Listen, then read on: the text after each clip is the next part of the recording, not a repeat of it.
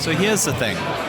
I'm in the Mad Bishop and Bear in Paddington Station, and I am editing this podcast all about the environment, because that's what it is. This is Beer Christianity on the environment, going environmental. We have a defender of the rhino. We have a bunch of winos.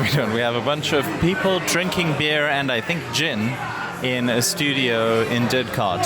And we have a Zimbabwean rhino defender talking a little bit about his life, and us talking a little bit about the environment from our position as privileged white, at this point Britons, but I'm South African, I can straddle both worlds. Anyway, this is Beer Christianity. It's a podcast. You can subscribe on Spotify and on Apple Podcasts. You can find our kind of home podcast site where you can get all sorts of RSS code and all that kind of stuff at beerchristianity.libsyn.com. That's LIBSYN.com. And my name is John T. Langley, and welcome to the podcast. I hope you enjoy it. I'm sorry. Okay, so I've touched pan and I've touched gain. It's okay. I've got notes. So and the thing is, as they say in France, no pan, no gain. Oh, boo! Where's the thing? Oh, you're doing that. Okay, wait, all right. Yeah, sorry, decided I wanted to do it. It's my show now. All right, so... there was a scream in the middle. That's amazing. You do it. I've never heard anybody struggle that much to open a bottle with a bottle. I'm also terrified that I'm going to spill it. Frail creature. Ooh. There we go. Cheers, guys. Cheers. That's the sound of a can as well as a couple of beers. Welcome to Beer Christianity. We're in an actual studio now. Ooh, this is also very nice. This is nice. Okay, so I am drinking Sierra Nevada Pale Ale. I am drinking Angry Orchard Hard Cider, and it's gluten-free. And I'm drinking a clean water lager by Brewgooder, which, fun fact, is one of the many ministries of Paula Gooder.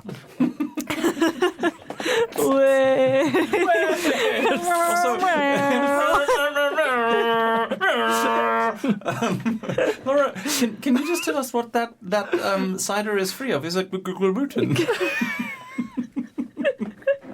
Because that's what it sounded like. Oh. And yeah.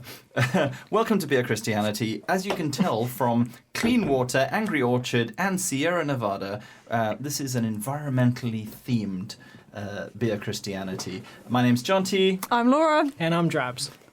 And it's Drabs. We brought our beers to the studio in a paper bag today because we're environmentally friendly. It's a little bit weird not to have the sounds of a pub, like random dogs walking past. We're all kind of talking gently and like this, and then somebody's like, Coldplay! I don't know any Coldplay songs that they would have been playing, so I can. The environment. We've got an amazing interview with a man called Picket, who is a game ranger from Zimbabwe, and he works on one of the anti-poaching units on a private game farm in Zimbabwe, and he protects rhinos from poachers. These guys are basically combat-trained troops who are fighting really... What are you doing, man? Are you okay? Picking up... Ben's policing his brass. And he's on the squeakiest, bounciest chair in the universe, and Laura made him sit there. I'm actually on the bouncy chair. Oh, are you on the bouncy chair? Whoa! There, Nelly. Okay, good. There you go. If you could hear that clicking, that's me on the bouncy chair. Don't look me in the eyes when you bounce up like that. I immediately regret everything that I've done. It's a theme. Anyway, everyone have a sip. Very nice. Okay, everything's fine and everything's cool. In terms of environmentalism, in terms of caring about the environment, in like a few sentences, tell me about like your journey in terms of where you have been and where you are now. Lolo.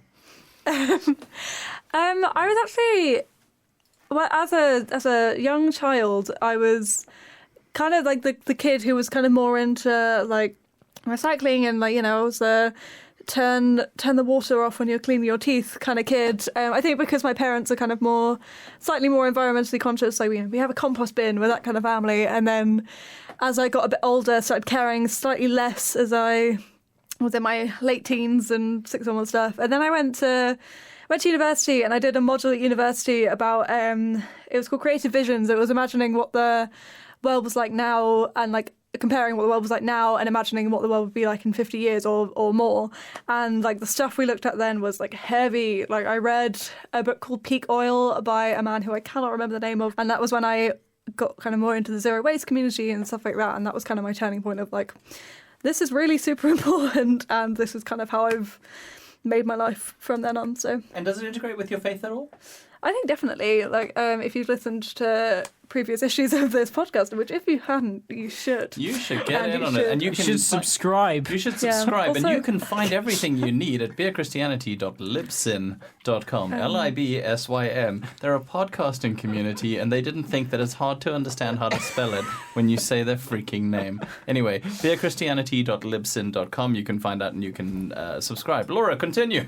Yeah, I definitely think it's part of the faith. Like, we are told to be stewards of creation. Like, that's kind of an integral part of our faith, and it's all about compassion. It's being compassionate not only to the world that you're living in, but being compassionate in a way that where you see, if I make this choice, if I do this thing, I'm making things worse for the planet, but also I'm making things worse for the other people who are living in this planet, because it's not gonna. My sister once asked me, who's not like massively into this kind of stuff, but she asked me once, like, why should I care about climate change? Like, how is it going to affect me? And I'm like, well, as a white, lower middle class-ish English woman, it's probably not going to affect you massively, but it's going to affect the people in Bangladesh who is having their literal country flooded by rising sea lines. It's going to have affect people in Mozambique who are being hit by like strong cyclones and things like that. So it's not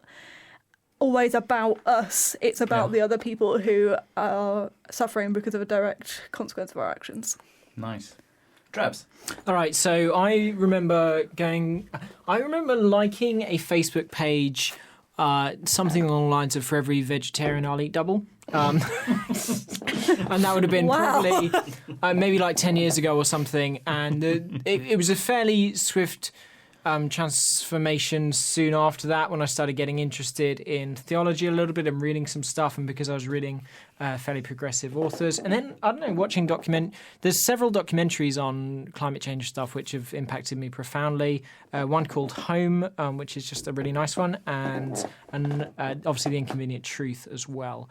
And so there was a fairly swift shift for me that made me become quite concerned for the environment quite actively, but actually I've become a very pragmatic environmentalist. Carbon's my bottom line. Carbon is possibly my only line that is of real significance to me. So a bit of a shift, but I'm interested particularly in the technological solutions to kind of the carbon problem and that kind of thing, whereas I don't think I've engaged fully with some of the wider environmental aspects. Although I did grow up with my dad, who was a conservationist, quite a passionate one, and he used to take me scuba diving where on these surveys, so we would go and we'd count species of like freaking algae and stuff. Because this is Britain, so you got fuck all else in the sea. You got algae to look at and badgers on the land. Yeah, and like little sponges and stuff. So there was an influence there, but I never fully. For some reason, counting the sponges didn't fully sell me on conservationism. If he had Picket helping you out, and if you've been counting rhinos, now we're talking. Because that's the thing we were talking about earlier, was the vibe of only caring when it's a really exciting species going extinct, because if it's a species of algae going extinct, it's really hard to get passionate about it, eh? Yeah. You'd be surprised, though. I'll introduce you to my dad. Maybe you can make a guess on the podcast. the next, I feel like we're probably going to talk about this again, so that's probably it. Laura, you look like you wanted to say something. I mean, I have thoughts. I think Ben and I might clash on our opinions on technological solutions, so that might be a fun discussion.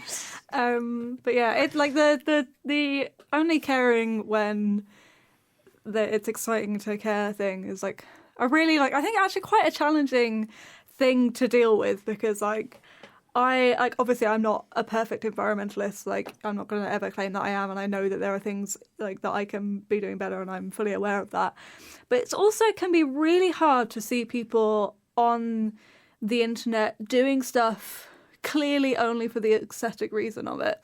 And like, it's the line of walking of like, as long as they're doing something, at least they're doing something. But also like, you're like, I don't know. It's really difficult to deal with. I want to know what particular post has grinded your gears No, today. I don't Come on, think- give us an example. There What do is you mean? anything in particular. It's the things like the messages that we're sent of like buying some metal straws will save wow. all of the turtles, or like buy a reusable coffee cup. Straws, Yeah, wow. and like I mean, I've bought a metal straw for a friend, but still, like, you know, you can just you can just drink without a straw. Like, you know, we've been managing for a while as a race. I said Harry and Chris line about it was just quite inconvenient to have to bend your head. Yeah. Also, I mean, if you don't know what that line is from, you should listen to Harry and Chris, You should who we listen mentioned to- a few podcasts You should back. listen to their entire back catalogue, and you should also listen to episode 2 of Beer Christianity, which features a great interview with them. So, yeah. Yeah, but like, I'm not going to sit here and be rude about people who have done that, because at least they're trying. Yeah.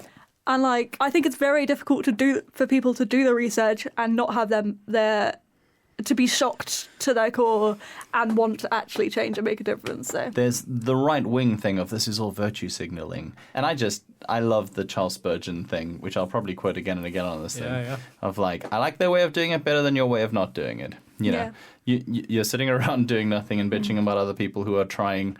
There's another way. There's a Minor Threat song called In My Eyes, which Rage Against the Machine did a great cover of, where it's just like, you say I make no difference, well, at least I'm fucking trying, what the fuck have you done?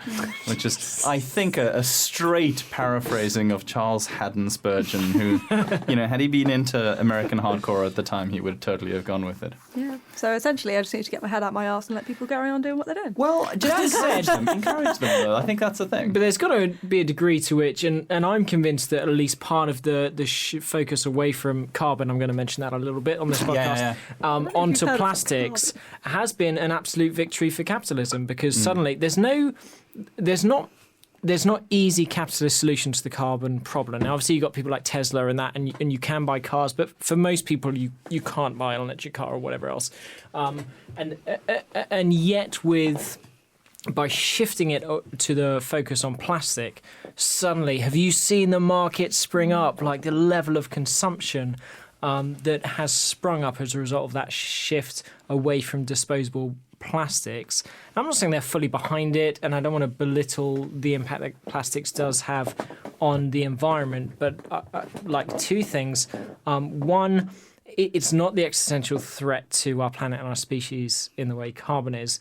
And two, it is a victory for all of these companies that are producing now reusable products, which we're consuming in a very unhealthy way. And three, when you actually do the calculations on this, one example is like the plastic bags. We've moved in the UK away from disposable plastic bags, but the impact on the environment has been in many ways substantially worse, because you have to use a reusable bag 25 times to make it worthwhile, and the average use of them is more like 10 or 12 times. Or once in my many case. yeah.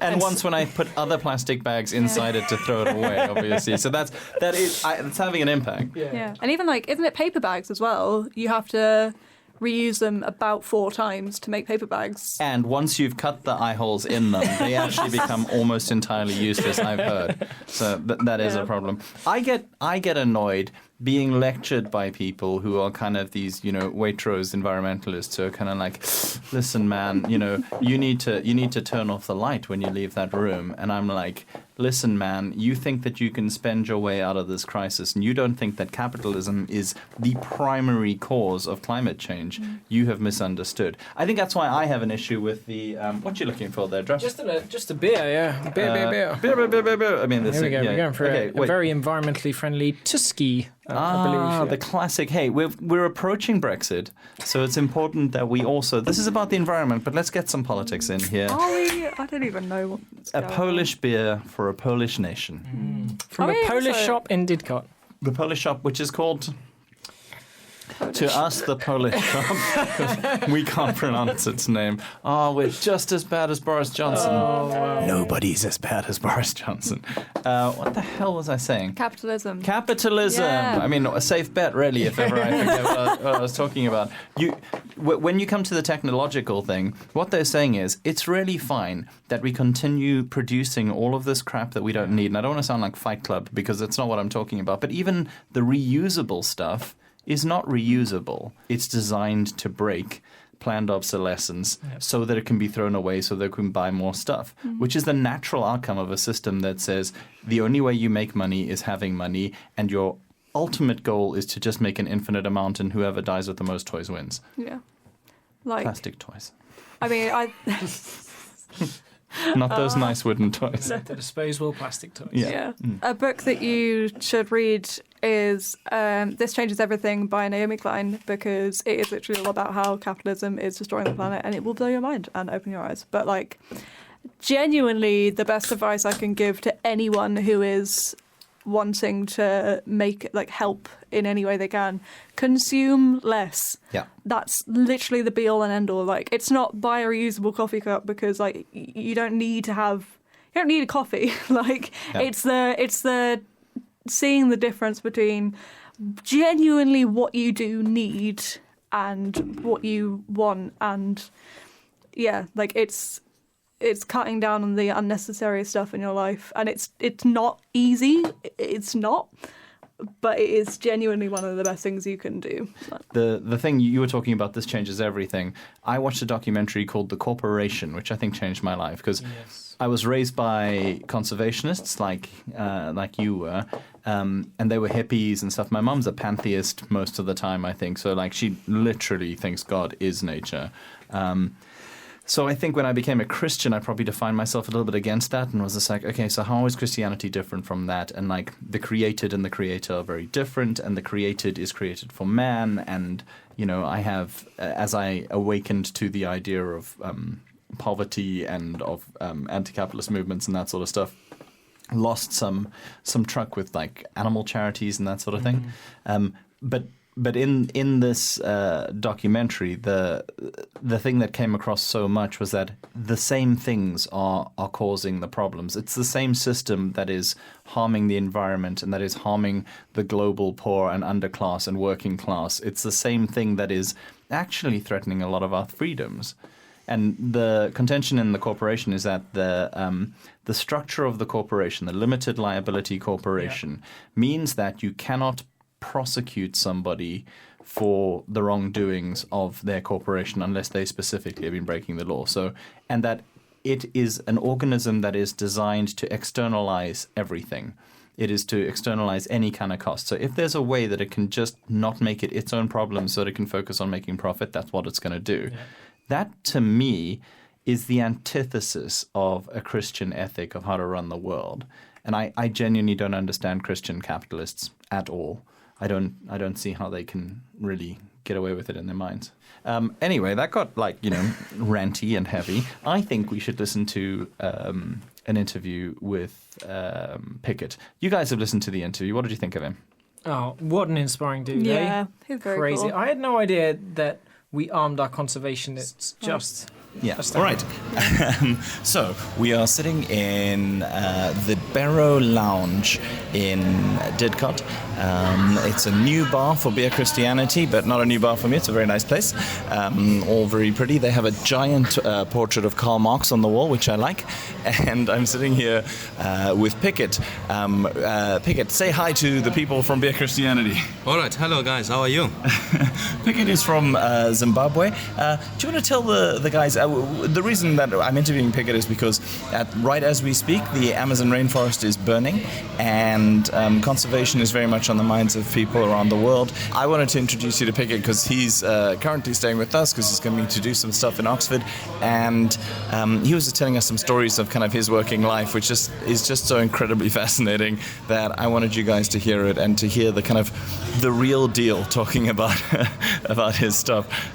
So Picket, do you want to tell people a little bit about kind of what your job is currently and what that entails? Yeah. So I'm Picket Chabwedzeka.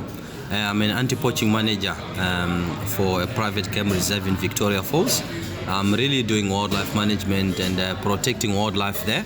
I'm up here in Oxford, got a place to study. I'm doing an ecological survey techniques with Oxford University, which is really going to help me improve our management techniques, protecting our wildlife, looking after our conservation area, and for Zimbabwe, but also for Southern Africa and the whole world as a whole. We face with a big challenge with poaching a lot. We're losing also a lot of species, so a lot of habitat fragmentation happening. We're losing a lot of wild animals, a lot of important species that we're losing, and there's need for us as conservationists to make sure that we protect, we go out there in full force, look after what we have got. And really, this is the Garden of Eden that we've got. This is something, Mother Nature, that we need to protect. And I'm one of those people who are on the front line trying to protect the animals. I'm working with a very big team of rangers, anti-poaching rangers, and we're busy with protecting the reserve and doing research as well on new species, research on the species that we have got and how to improve and make it better in terms of management and improving the breeding system as well. When you talk about being on the front line, it's not quite the same as anti-poaching here, where people might be walking around and going like, hey, you need to stop fishing in that area. How is it different, do you think, from your kind of, perhaps what people perceive anti-poaching to be? So we step out armed. It's quite a difficult and challenging job, and a lot of men that I work with, they're spending hours, days and months away from their families protecting this wildlife. So it's a very stressful, very physically demanding job, but once the guys need the guys to stay on the ball, stay positive, and I'm very, very lucky that and very privileged as well. I've got a team of dedicated rangers, guys that are very passionate with protecting wildlife. And our days are very packed, there's a lot of force needed there. We're armed, working with in a dangerous environment. Poachers knows that, so they also come with some more advanced technology, very harsh environment, and the guys are there as well trying to defend themselves. So they use different weapons. It's a very challenging thing, but we are very pleased with all the support that we get from all over the world. And I feel when I look at these animals, I really feel that we're doing our best as humans today to protect them. And when I look at them, I see and I feel that they really appreciate what we're doing.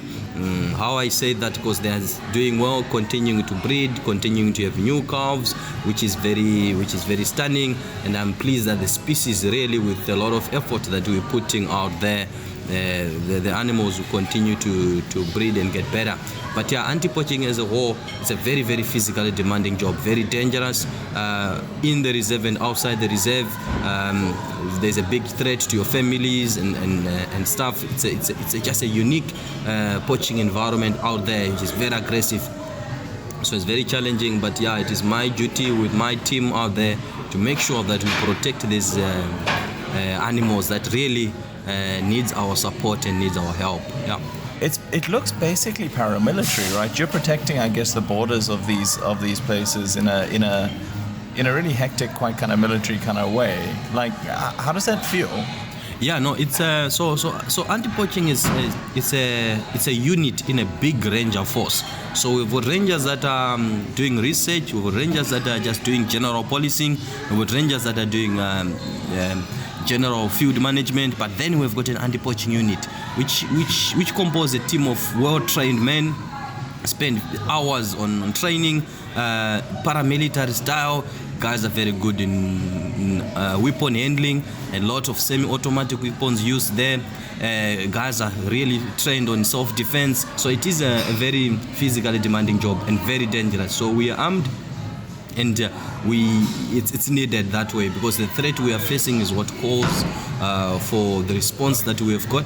Really is the force that we can have, and we're really not having enough. We need more and more. So we get a lot of donations for equipment, GPSs, camera traps, portable cameras for crime scene management and reporting and protection and all that. There's courts that we go to when we do arrests and things like that. So there is quite a lot that is involved, that anti-poaching rangers need to have and need to be trained and skilled to be able to carry out their duties effectively and efficient as well. It must be an incredibly stressful job. Does it feel worth it? It really does, because at the end of the day, you go to bed with a very peaceful and happy heart.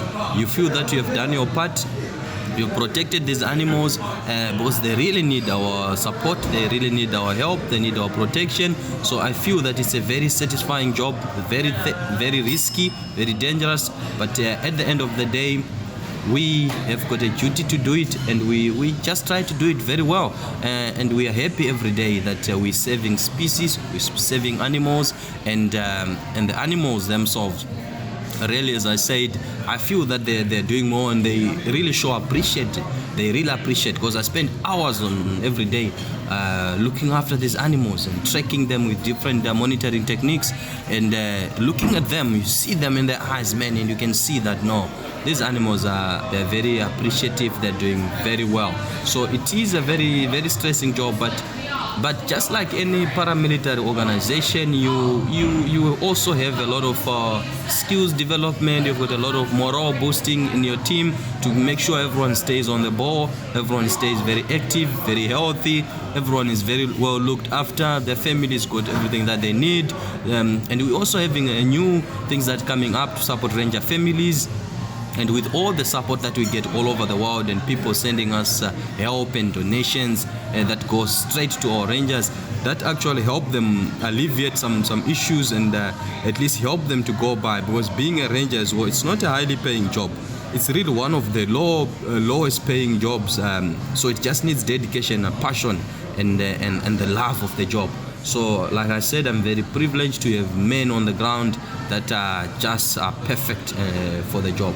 And I really feel that we're doing our part, we're doing our best for the future of wildlife, and for our kids and our children to see these animals, and for everyone else around the globe that they continue seeing some of these animals that are faced with extinction today, which is being caused by human beings and human greedy, and a lot of ill-informed decisions that are made by people, which is now destroying our planet. That was Picket Chabwedzeka, a great guy working to preserve rhinos and larger ecosystems, who I was lucky enough to meet when he was in the UK studying at Oxford to do some environmental stuff, which I found kind of weird, because he was, like darting badgers when he's used to darting rhinos. And, they literally, they were doing a thing in their course where they were like, tonight we're going to trap moths. And he was like, yeah, no, I mean, we just turn on a light, and they all come to you. It's like, that's not a thing. In terms of using violence to protect the environment, interesting ethical dilemma there. Wow. I find it a little bit, I don't know, I find it hard, because ordinarily I'm like, I don't know about the heavily armed anybody, but in this case, I feel okay about it.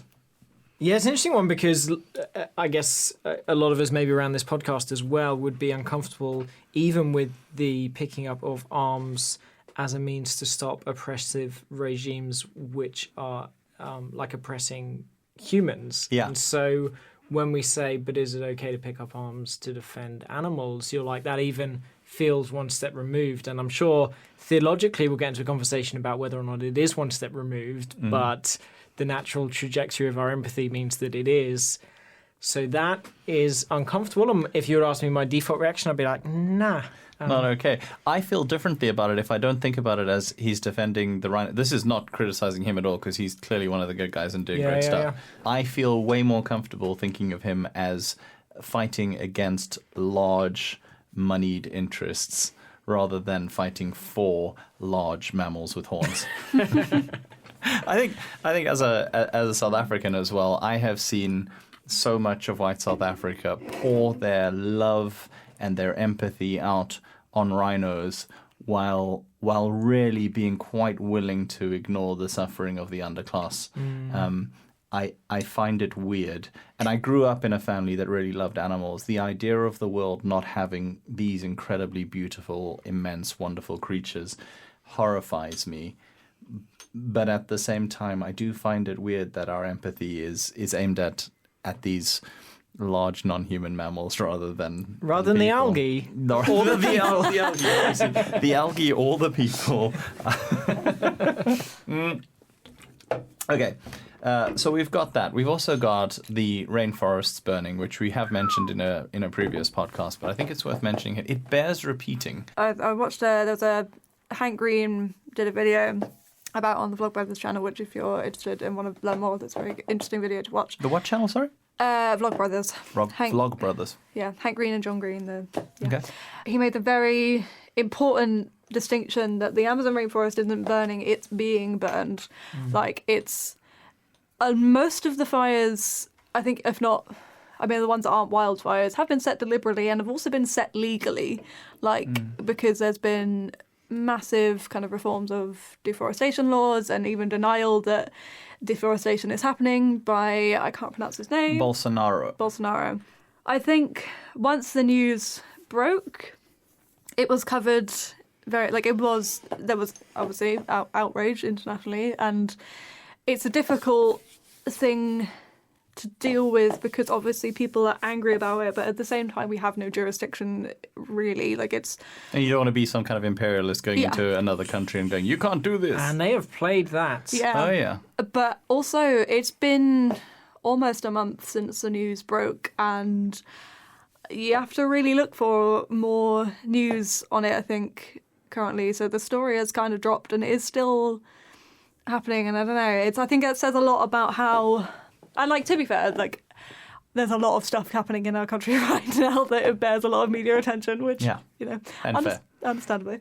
But also, I think that kind of says a lot about how environmental issues are covered in the media of, people will get angry about it for a minute, and then people will forget, even though it's still happening. And I think that's... There's an interesting kind of contrapoint to that, which is when the mass genocide in Congo was happening, where it was an equivalent of the First World War in Africa's World War in the kind of 90s. There was a great article that came out, I think probably in the Times, and it was about the fact that there had been virtually no coverage of this. It was just people were dying in their millions. The mass rape, just horrific. A lot of the militias involved being funded by minerals that were being siphoned out of the country and straight to Europe and being used in our mobile phones. And there was very little coverage until a really large mountain gorilla was killed. And then it was on the cover of every newspaper in the world. This iconic picture of this gigantic primate being carried on people's shoulders. And I think the title was... a dead gorilla is news, a guerrilla war is not. And just that concept as well of perhaps our short attention span or our limited attention span is not aimed primarily at either humans or, the non-human world, but it's at things that are easy to digest. And that we're quite lazy in our attention span, because one of the things that has been identified as the difference between climate change and other threats. People care about terrorism, that is a threat. Yeah. They don't care about climate change. And climate change could be as life-threatening as terrorism to you. It could be in your country, and you wouldn't care as much because it's slow and because it doesn't involve active human agency. So you don't have an enemy, and it's not quick, Yeah. and therefore we just don't care because Yeah. it's complicated. The things that are complicated, we tend to go, that's it. Yeah, for real. One of the things I saw recently was a daily show about big game hunters in Africa, which kind of, plays into what Picket does and all that sort of stuff. And one of the arguments, they were getting pretty head up about it. They were like, hunters are scumbags. And I find it hard to disagree, but I also think some of the reasoning is quite silly and quite emotive in a way that's dumb. You got a lot of meat eaters going, how can you kill that beautiful animal? Now, Laura, you're a vegetarian, so you're on fairly solid ground, but I eat meat all the time. So I can't complain about people killing an animal. In fact, I think people who kill animals are probably closer to understanding what it costs when you eat meat. And if we all had to kill something that we ate every now and then, it would probably be better for us in terms of understanding that meat doesn't grow on shelves covered in cellophane, but actually costs a life. Yeah, I read a beautiful book by a conservationist, interestingly, who worked for a number of years on a kind of small holding, farm, and said exactly that actually, until you've had to kill the animal yourself, this person, incidentally, a passionate environmentalist, not a vegetarian, but kind of made that exact point that until you've had to kill an animal yourself, you don't actually know what it costs, and they're closer. So I'd agree with you that the hunting community, and we can't put them all in one box. That is a very broad spread of people. Do understand in a way that those of us who can just pick up, a bird off the shelf in a supermarket are unlikely to ever. And nobody would judge those guys who are hunting for food rather than part of big kind of organized crime, units who are coming in heavily armed and, cutting off the horn and leaving the rest of the animal. There's also the thing of a friend of mine back home who is sort of a vegetarian. She's vegetarian. The only meat that she eats is meat that's been hunted, because she says that's an animal that hasn't grown up in some kind of farm. They've had a real, normal, natural life, and it's ended abruptly, but not cruelly. And that's the kind of meat that you can eat ethically. It'd be interesting to hear what people think about that. You can email us at beerchristianity@yahoo.co.uk and tell us a little bit about that. Laura, what's your feelings on hunting? I mean, I have complicating feelings about hunting. I have very strong feelings about the Yahoo email address. Nothing Part of my soul dies every time you say @Yahoo, so that's fun. I've not had one email, by the way. Not a single email. It's very, very sad. I think I kind of do have complicated views on hunting, mostly because it's not normally something I really have to think about, because that's not something I've really ever been around in my life. And this comes back to the hierarchy of, we have big mammals at the top, and fish are somehow, way below that, and algae somehow below that. I don't know. But ask me this: if we're talking theologically, how?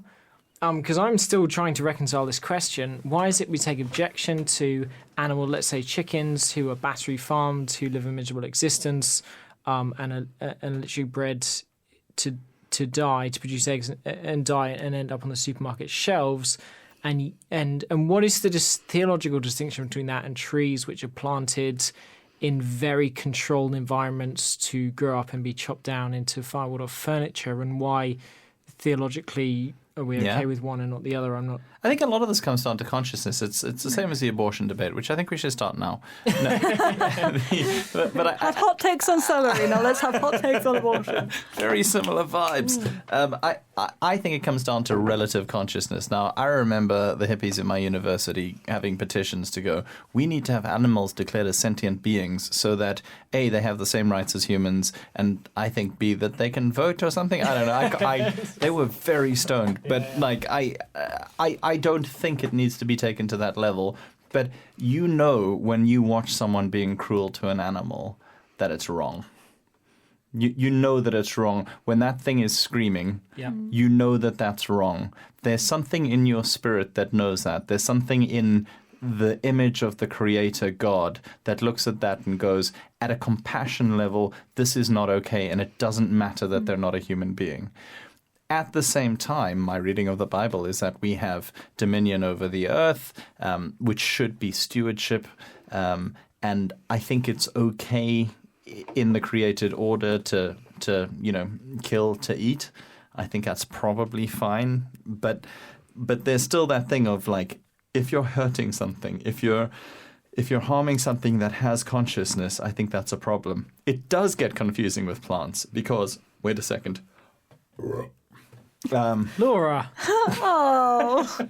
I think this is a problem. When I get judginess from vegans, and I know that's hard to believe because, I mean, how could you even tell they're a vegan? They never talk about it. But when you get judginess from vegans, I always want to go, because I've had this a lot where people have said, but how can you be so cruel? How can you harm these animals? How can you cause this suffering? How can you kill? And I want to say, and it sounds facetious, but it's not. You're totally okay with killing plants. And plants feel. Plants register distress when you torture them.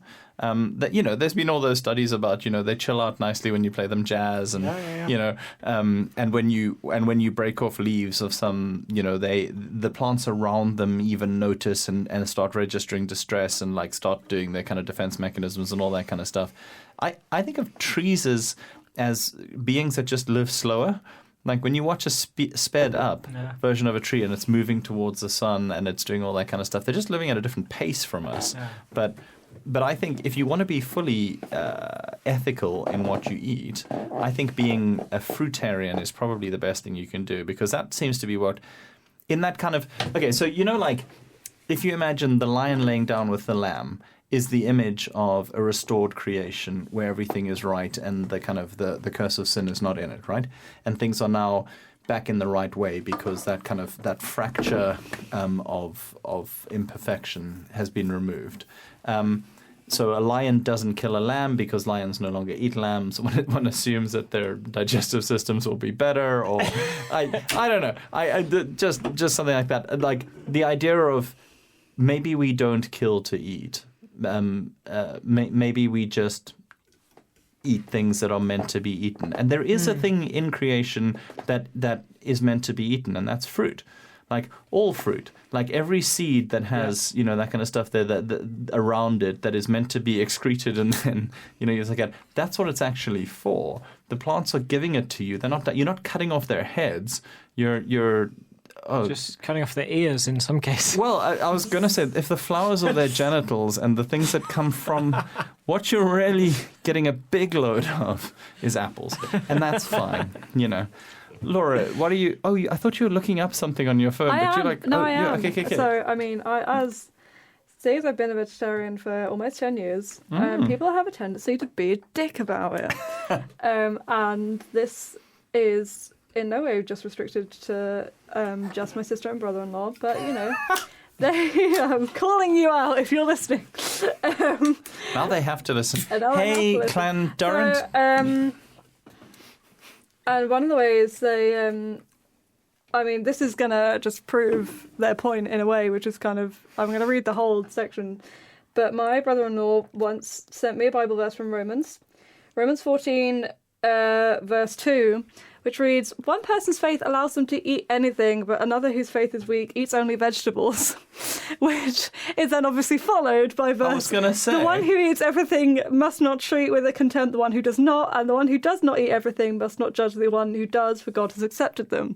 Which, when you send just verse 2, and then I'm like, well, have you read the third verse afterwards? Yeah. Like, you can sometimes not be a dick about me being a vegetarian. It's like... Yeah, no, but you carry on. Oh, it was slightly different. It was just like when people use that kind of like, for everything there is a season, to talk about, we shouldn't do. I've heard this used for like the abortion thing. We keep coming back to it, of just like, there's a time to be born, and therefore abortion. I'm like, read further. You're gonna be shocked.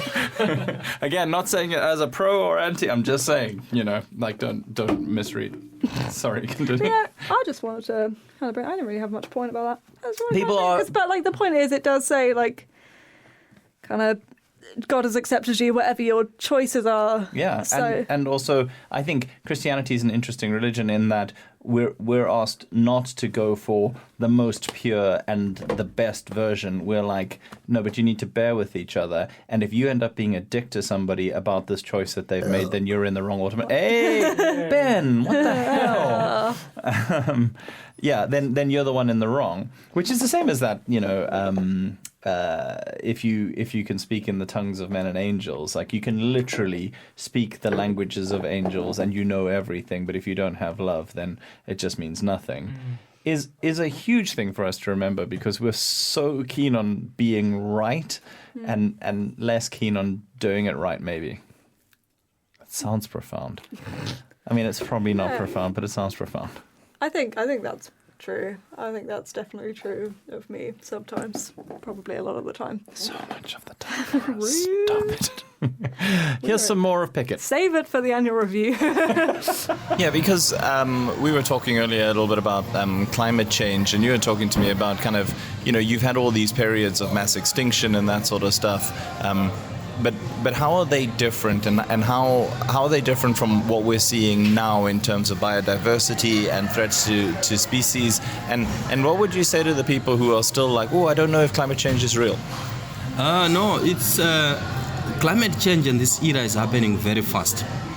It's happening so fast that we actually are seeing changes in years, few years, 2, 3, 4 years. You can actually see, if we look at our rainfall, we used to receive certain amount of rainfall. Now we way less than that. Certain regions used to have more rain. They are not having any now. Certain regions used to snow at a certain time. Now they are not having that. And then being up here in London and Oxford this time, I really love the weather. But before I came up, I was warned. People told me it's very cold, it's snowing and all this. I really understand it's just end of summer, and but still the climate is changing. In Zimbabwe, in South Africa, there's really no water. Our rain season used to start in October. Now we're only getting our first rains December or January, and the last 2-3 years we've actually never had rain. So and the drought is very imminent in our areas, and animals are struggling to find food.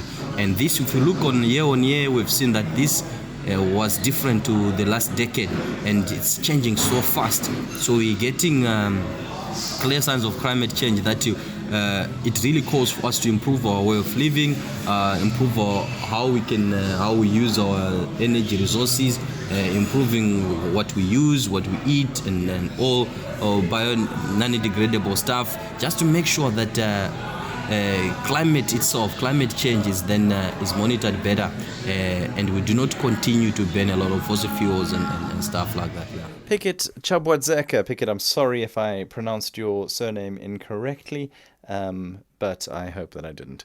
That's Picket talking about life in Zimbabwe and South Africa, and in that last bit they're talking about climate change and how they're already feeling the effects of it. This is people who are working a lot closer to nature than perhaps we are, definitely closer than I generally tend to live in it. It's 2019. This stuff is super important. As a Christian, you do need to be engaged with environmental issues, with climate change. If you're a Christian who cares about people, if you're a Christian who cares about God's good creation. I was reading in the Bible today. The Bible, who would have thought?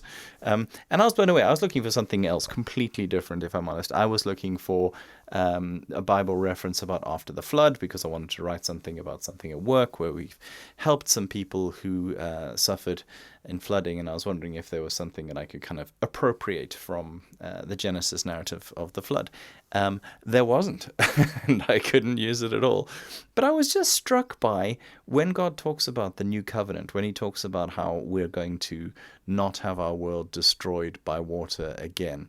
He emphasizes the animals. He emphasizes every living thing. He doesn't have that exclusivist thing that I, as a young evangelical, and frankly even now, have about animal charities and about, the non-human world, which is slightly sniffy. He makes a distinction. He talks about how these things have been given into humanity's hands, but he really, really goes out of his way to emphasize how This is about all life on Earth.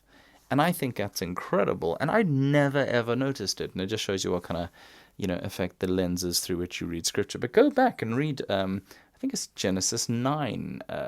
Is it 17 or up to 17? Anyway, it's around there, Genesis 9. The rainbow, the covenant that says, I'm not going to destroy the earth again with water and all that kind of stuff. Just like, it's really, really beautiful, the kind of love that God has for his creation. And it's the kind of love that we should have. So that's one of the reasons why we're going to be splitting this podcast into two, so you can hear more about Picket on the next one. You can also hear more from the rest of us as we drink our environmentally themed beers and gin, and talk through some of these issues. I also wanted to, I was writing a blog for Premier Christianity this very day, actually, which is about the Union Seminary tweet about their their ceremony of confession to plants. And it came out with a very funny picture of a woman sitting cross-legged on the floor in front of a mound of dirt and a whole bunch of pot plants in front of it. And a lot of tweets came out saying, we've heard about church planting, but this is ridiculous. And to be honest, the idea of saying sorry to your plants, your pot plants, there's an element of ridiculous in there, and I totally get that. And also, as that recovering fundamentalist, as an evangelical, the idea of addressing your, anything but spoken words to anything but either a human being or God feels moderately dangerous. I don't know. So I get the way that they were mocked. However, when you go onto their Twitter feed and you read their description of it, you suddenly get a totally different picture. And I wrote this thing for Premier Christianity blogs, which you should go and look for, because it's the ultimate buzzkill, if I'm honest. It takes a really funny thing and it makes you feel bad about finding it funny. And, I'm usually on the other side of that, and so it's just nice to play that game for a while, and also because I really believed it. But I want to read you their tweets, and Union Seminary, I hope you don't mind. I'm reading this because I'm on your side, so, please don't sue me. We've had many questions about yesterday's chapel conducted as part of, and then it's the Twitter handle of CCAV. Who was it? Who is this person? Claudio Carvalhaes class, Extractivism, a ritual liturgical response. I mean, this guy sounds like my kind of guy anyway. In worship, our community confessed the harm we've done to plants, speaking directly in repentance. And we touched on this already in the thing. This is a beautiful ritual. We are in the throes of a climate emergency, a crisis created by humanity's arrogance, our disregard for creation. Far too often we see the natural world only as resources to be extracted for our use, not divinely created in their own right, worthy of honor, thanks, and care. We need to unlearn habits of sin and death, and part of that work must be building new bridges to the natural world. And that means creating new spiritual and intellectual frameworks by which we understand and relate to the plants and animals with whom we share the planet. Churches have a huge role to play in this endeavor. Theologies that encourage humans to dominate and master the earth have played a deplorable role in degrading God's creation. We must birth new theology, new liturgy to heal and sow, replacing ones that reap and destroy. When Robin Wall Kimmerer spoke at Union last year, she concluded that lecture by tasking us and all faith communities to develop new liturgies by which to mourn, grieve, heal, and change in response to our climate emergency. We couldn't be prouder to participate in this work. And here's the thing. At first, this work will seem weird. It won't feel normal. It won't look how we're used to worship looking and sounding, and that's exactly the point. We don't just need new wine, we need new wineskins. But it's also important to note that this isn't really that radical a break from tradition. Many faiths and denoms have liturgy through which we express and atone for the harm we've caused. No one would have blinked if our chapel featured students apologizing to each other. What's different, and the source of so much derision, is that we're treating plants as fully created beings, divine creation in its own right, not just something to be consumed. Because plants aren't capable of verbal response, does that mean we shouldn't engage with them? So if you're poking fun, we'd only ask that you stop and spend a couple of moments asking, do I treat plants and animals as divinely created beings? What harm do I cause without thinking? How can I enter into new relationship with the natural world? Change isn't easy. It's no simple business to break free from comfortable habits and thoughts. But if we do not change, we will perish. And so will plants and animals God created and called good. We must lean into this discomfort. God waits for us there. I think that's incredibly beautiful. I think that's stunning. And I think when we think about what we are meant to do in this world and the kingdom that we are meant to usher in various different places, this is the kind of thing we need to be thinking about. We need to be led by people who are brave and imaginative enough to do stuff that will seem stupid. And I mean, you know, they lose me a little bit when they say, just because they can't respond, doesn't that mean we should engage with them? Let's not think of it in terms of engaging with them. Maybe we can think of it in terms of the change that we do in our own hearts towards God's creation. And I don't just mean that we're going to pay lip service to it. Like, this is his good creation. Read the Genesis account after the flood. Read Genesis and his attitude to it. Yes, we're meant to be stewards. And yes, we're given dominion, but good dominion, you know?